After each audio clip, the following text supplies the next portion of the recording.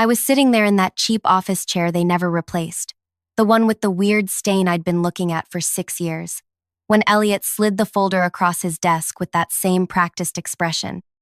Half grimace, half smile. I knew what was inside before I even opened it. Rejection number 12.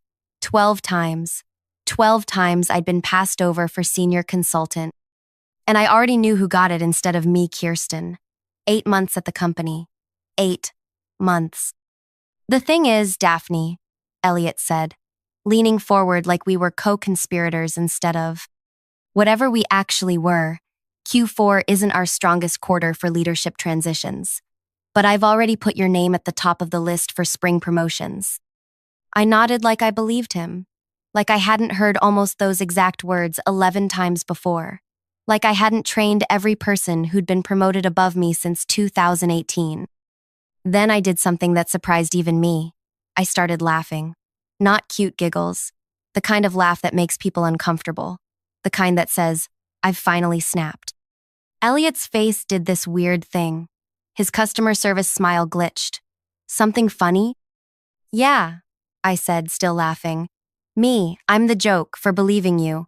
12 times. So that's how it started. That's the moment I decided to burn it all down. Oh, wait, I should probably introduce myself. I'm Daphne. I was 33 when this happened, working at this boutique consulting firm called Paragon Strategic. We did business transformation consulting for healthcare companies. Sounds fancy, right? 6 years I'd been there. 6 years of being the person they called at 11 p.m. when everything was falling apart. 6 years of being told I was invaluable, but apparently not invaluable enough to promote. Before I go deeper into this mess, please like this video, subscribe to the channel, and let me know in the comments if you've ever been in a situation where you felt completely invisible despite working your ass off. Because honestly, it helps to know I'm not alone in this. And trust me, this story goes places even I couldn't have predicted. So back to that office. That moment, I composed myself and told Elliot I understood. That I was a team player. Then I walked back to my desk, past Kirsten, who was literally showing her new business cards to anyone who'd look. Senior consultant. The title that should have been mine almost 3 years ago. Let me give you some context.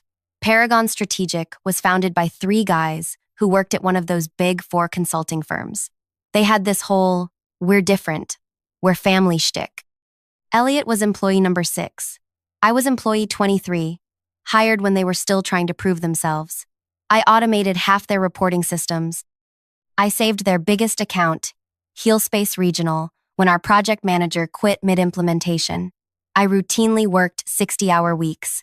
I delivered. Every single time. And it wasn't just that they didn't promote me. They'd tell me why. Always something different. You need more client-facing experience. So I'd get that experience. You need to demonstrate more leadership. So I'd lead a team. You need more technical expertise. So I'd get certified in whatever new system they were implementing. And after I'd check each box, they'd move the goalposts. Again. And again, and again. Meanwhile, they promoted people around me. Brody, who missed deadlines constantly but played golf with Elliot. Vivian, who couldn't build a basic reporting dashboard without my help but was best friends with our director of consulting. And now Kirsten, whose main qualification seemed to be that she went to the same business school as our CEO. I used to wonder what was wrong with me. Was I not charming enough? Not political enough? Wrong gender? Wrong background? I spent so much time trying to crack the code. But sitting there that day, watching Kirsten parade around with her new title, something just clicked. There was no code to crack. The system was just rigged. Not just against me, but against anyone who actually believed merit mattered. That night, I went home and cried. Like, ugly cried. The kind where you're sitting on your bathroom floor at 2 a.m. wondering how you became this person. I called my sister Renee, and she listened to me rant for an hour. Then she said something that changed everything. So quit. I can't just quit, I said. I've invested 6 years. That's just sunk cost fallacy talking, she said. Renee's an economist. She's always diagnosing my life problems with economic theories. It's not that simple, I argued. The job market is tight and I need— No, Daff, she interrupted. I didn't say find another job. I said quit, as in, stop giving them your best. Stop caring. Stop trying to earn the approval of people who clearly have no intention of giving it to you. I sat with that for a minute. That's not who I am, I finally said. Maybe it's who you need to become, she replied. I couldn't sleep that night. I kept thinking about what Renee said, about how I'd spent 6 years trying to prove myself to people who had already decided not to see me. And something hardened inside me. A plan started forming. See, I knew things. I knew how everything at Paragon actually worked, not how they claimed it worked in their fancy pitch decks. I knew which clients were on the edge of leaving. I knew which projects were behind schedule. I knew where all the bodies were buried, metaphorically speaking. And most importantly, I knew that despite being denied a promotion 12 times, I was the glue holding at least 5 major client relationships together. The next morning, I went to work like normal. I smiled at Elliot in the hallway. I congratulated Kirsten. I answered frantic emails from project teams. But something had changed. For the first time in 6 years, I wasn't trying to impress anyone. Instead, I started documenting everything, every process I'd created, every workaround I'd invented, every client relationship I'd salvaged. I organized it all into a private digital notebook, not company property, my property. Then I created what I called my indispensability map. It was a detailed analysis of exactly how much the company depended on me, where the critical dependencies were, and this is important, which clients had relationships with me specifically rather than with Paragon as a whole. You might be thinking this sounds calculated, cold even. And you know what? You're right. But 12 rejections will do that to a person. 12 times being told you're not quite good enough when you know damn well you are. It changes you. I gave myself 6 months. 6 months to execute what I started calling my quiet exit. Not quiet quitting. That's when you do the bare minimum. No, I kept working just as hard. But my goal had changed. I wasn't working for a promotion anymore. I was working for myself. The first phase was making myself even more indispensable. Counterintuitive, right? But necessary. I volunteered for the most complex client problems. I became the go-to person for troubleshooting.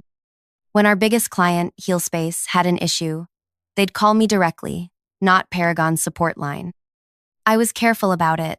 I didn't sabotage anything. I didn't create unnecessary dependencies. I just positioned myself as the solution to problems that already existed, and I documented it all. The second phase was building my escape hatch.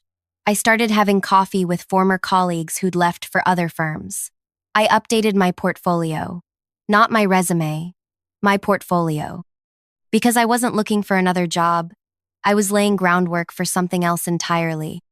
Phase 3 was the trickiest. I had to start detaching emotionally while still appearing invested. I stopped taking it personally when Elliot would take credit for my ideas in meetings. I stopped feeling hurt when I wasn't invited to leadership lunches. I started seeing Paragon not as the company I'd given 6 years of my life to, but as a stepping stone to what came next. Around month 4 of my plan, something unexpected happened. They promoted someone else again. Lucky number 13. This time it was Theo, a guy who'd been there 2 years and whose main qualification was being aggressively mediocre but very, very confident about it. Normally this would have devastated me, but I just smiled and congratulated him. Elliot looked confused by my reaction. He'd expected tears, or at least for me to come to his office later to ask what I needed to do better. But I didn't. I just kept working on my plan. By month 5, I'd saved enough money to live on for 6 months without income. I'd incorporated my own consulting business, just on paper at this point. I'd secured a small business loan, and I'd started having very careful, very private conversations with 2 of Paragon's clients who I knew were dissatisfied. I wasn't poaching, not technically. I was just being helpful, answering questions, providing insights, building relationships outside the Paragon umbrella. Then came the day. 6 months to the day after rejection number 12. I walked into Elliot's office without an appointment. "I quit," I said, placing my resignation letter on his desk. His face went through about 5 different expressions in 3 seconds. Shock, disbelief, anger, fear, and finally, the one I was waiting for, panic. "You can't quit," he said. "We're in the middle of the Heal Space implementation. You're leading the Meridian Health Project. We need you." I just smiled. 2 weeks' notice. It's all in the letter. "Is this about the promotion? Because we can talk about that. Q3 is coming up, and I've been advocating for you." I cut him off. "No, Elliot. This isn't a negotiation. I'm leaving." And now we're at the part where it gets really interesting. The part where my 6 months of careful planning starts to pay off. The part where they finally realize exactly what they're about to lose. But before I get into that, I need to take a quick breath because even now, 2 years later, telling this story makes my heart race. Makes me remember how terrified I was, how close I came to backing down. How many times I almost convinced myself to stay in that comfortable misery rather than risk everything on myself. So, do you want to hear what happened next? How they reacted when they realized what I'd done? How my revenge wasn't just sweet, it was sustainable. Because trust me, watching them beg was just the beginning. The 2 weeks after I quit were absolute chaos. I've never seen a workplace implode so spectacularly, and I had front row seats to the whole thing. First, Elliot tried to convince the partners that they could easily replace me. Called an emergency leadership meeting, which, ironically, I wasn't invited to, where he apparently said, "Daphne's contributions have been valuable, but we have strong systems in place." That's when they started discovering just how wrong he was. See, I hadn't realized how much of Paragon's infrastructure I'd quietly built over the years. All those late nights fixing things nobody else wanted to deal with. All those workarounds I'd created because the official processes were garbage. It was like I'd been holding the company together with duct tape and determination for 6 years. By day 3 of my notice period, the panic had set in. Suddenly, Elliot wanted me to document everything I did. He scheduled daily knowledge transfer meetings. He even asked if I could create training materials for my replacement, who, by the way, didn't exist yet. "Sure," I said, smiling sweetly. "My hourly consultation rate is $275. His face when I said that? Priceless. Like I'd suggested he give me his firstborn child. You work here," he sputtered. "For 11 more days," I corrected him. He complained to the partners, of course, but they were already in panic mode because HealSpace, our biggest client, had gotten wind that I was leaving. Their CIO, Lorraine, had called Paragon's CEO directly. I only know this because the CEO's assistant, Ren, told me over lunch. She said, and I quote, "If Daphne's not on our account, we need to revisit our contract," Ren whispered across the table. I've never seen Vernon sweat like that. By the end of the first week, they made their first offer. Elliot called me into his office where he sat with Vernon, the CEO. "We've been discussing your value to the company," Vernon said. Like this was a revelation and not something I'd been trying to tell them for 6 years. "We'd like to offer you the senior consultant position, effective immediately, with a 15% raise." I almost laughed. The promotion I'd been begging for, suddenly available now that I was walking out the door. "I appreciate the offer," I said, "but I've already made other arrangements." They looked shocked, like the idea that I might have options beyond Paragon had never occurred to them. "What would it take?" Vernon asked. "We can go to 20% on the raise." "It's not about money," I said, which was both true and not true. Of course, it was partly about money. I'd been underpaid for years, but it was more about respect, about recognition, about not spending another day in a place that had shown me 12 separate times that they didn't value me. By the beginning of the second week, things got desperate. Systems were breaking that only I knew how to fix. Clients were calling, asking specifically for me. The Meridian Health Project was behind schedule, and nobody could figure out the custom reporting dashboard I'd built. That's when they made their second offer. Senior manager skipping a level entirely, with a 30% raise and a seat on the leadership team. I declined again. "You're being unreasonable," Elliot said, his fake smile completely gone now. We're trying to make this right. 6 years, Elliot, I replied. You had 6 years to make it right. By day 10, Vernon himself came to my desk. He looked like he hadn't slept in days. Name your price, he said quietly. Whatever you want. Director level. Choose your projects. Work from home. Just stay. For a split second, I wavered. Director level would have been beyond anything I'd ever dreamed of at Paragon. The money would be life-changing. The power to choose my own projects was tempting. But then I remembered. 12 rejections. 12 times being told I wasn't quite good enough. 12 times watching someone less qualified walk away with the promotion I deserved. I'm sorry, I said, but my mind is made up. On my last day, I did something that surprised even me. I was professional. I handed over everything they'd asked for. All the documentation, all the contact information, all the project status updates. I didn't burn bridges. I didn't sabotage anything. I just left. As I was walking out, carrying my sad little box of desk plants and coffee mugs, Elliot stopped me in the lobby. You're making a mistake, he said. You won't last 6 months on your own. I just smiled. Watch me. Here's where the story shifts. Because my revenge wasn't quitting dramatically or making them panic, though, that was satisfying. My revenge was what came next. Remember those 2 dissatisfied clients I mentioned? The ones I'd been having careful conversations with? The day after I left Paragon, I had official meetings with both of them. Not as a Paragon employee, but as the founder and CEO of my own consulting firm, Clarity Partners. 1 week later, HealSpace canceled their contract with Paragon and signed with me. Not just the implementation I'd been working on, their entire portfolio of projects. When Vernon found out, he called me apoplectic. This is a breach of your non-compete, he shouted. Actually, it's not, I said calmly. I never signed a non-compete. Check your records. He went silent, because he knew I was right. In all the paperwork over 6 years, they'd somehow never gotten around to having me sign a non-compete agreement. An oversight that was now costing them millions. 3 weeks after that, Meridian Health followed. Their COO told me later that when they called Paragon to cancel, Vernon offered to slash their rates by 40%.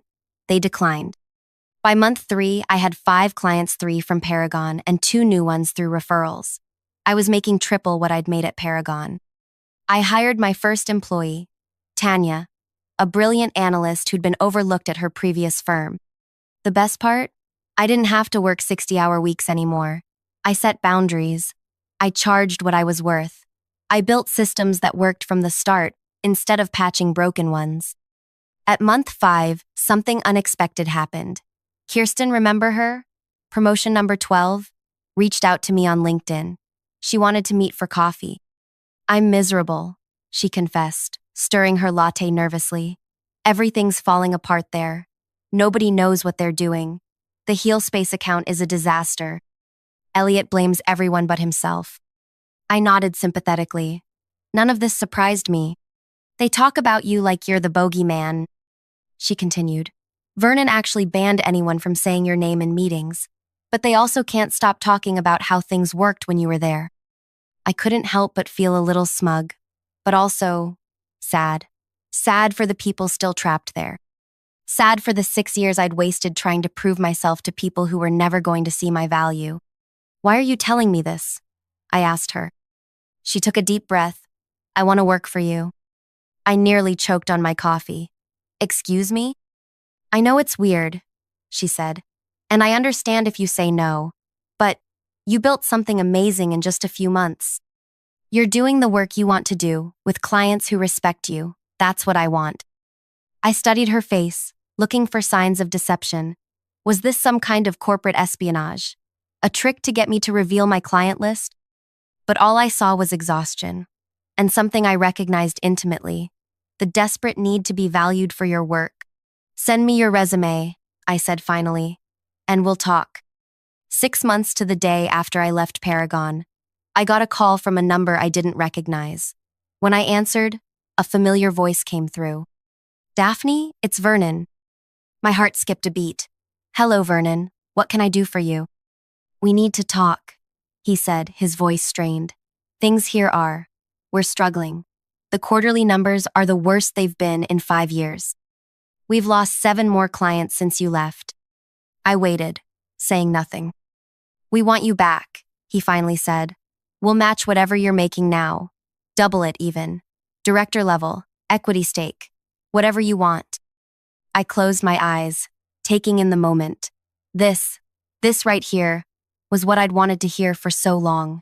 Validation, recognition, the admission that I had been right all along. But it came too late. I appreciate the offer, I said, echoing the words I'd used when rejecting their previous attempts to keep me. But I'm not interested. We're desperate, he admitted, his voice cracking. Please, just come in for a meeting. Name your terms. That's when I realized something important. My revenge fantasy had always ended with them begging me to come back and me triumphantly accepting on my terms. But now that it was actually happening, I discovered I didn't want to go back. Not for any amount of money, not for any title. Because I'd built something better, something that was mine. I'm sorry, Vernon, I said, and I was surprised to find I actually meant it. But I've moved on, and you should too. After I hung up, I sat at my desk, my real desk, in my real office, with my company name on the door, and I cried. Not sad tears, not angry ones. Relief, release. The final letting go of 6 years of feeling not quite good enough. Today, Clarity Partners has 17 employees. We've doubled our revenue each year for the past 2 years. We're selective about our clients, our projects, and most importantly, how we treat our people. Kirsten is now my director of client services. Turns out, when she's not trapped in a toxic workplace, she's actually brilliant. Tanya runs our analytics division. We even hired Ren, Vernon's former assistant, as our operations manager. Paragon? They're still in business, but they've downsized dramatically. Elliot was let go last year. Vernon reached out again 6 months ago, this time proposing a merger. I declined politely. The revenge wasn't in watching them struggle. It wasn't even in building something successful of my own. The real revenge was discovering that I never needed their validation in the first place. That I could value myself even when they didn't. The 12 rejections? They were actually 12 redirections, pushing me toward where I was supposed to be all along. So if you're sitting there right now, feeling overlooked or undervalued or stuck in a place that doesn't recognize what you bring to the table, please hear me. You don't have to set yourself on fire to keep other people warm. You don't have to keep auditioning for people who have already decided not to cast you. Sometimes the best revenge isn't about getting even. It's about getting free. And look, I know this story might seem too perfect, too neat, but I promise you it's real. I have the battle scars and the tax returns to prove it. If you connected with any part of this story, please hit that like button and subscribe to the channel. Drop a comment below if you've ever had to walk away from something to find your true worth. I read every comment, and your stories help me feel less alone in mine. Thanks for listening to me ramble for so long. Sometimes I still can't believe how different my life is now compared to where I was 2 years ago. Just remember, your value doesn't decrease based on someone's inability to see your worth. And sometimes, the most powerful thing you can do is walk away. See you in the next video.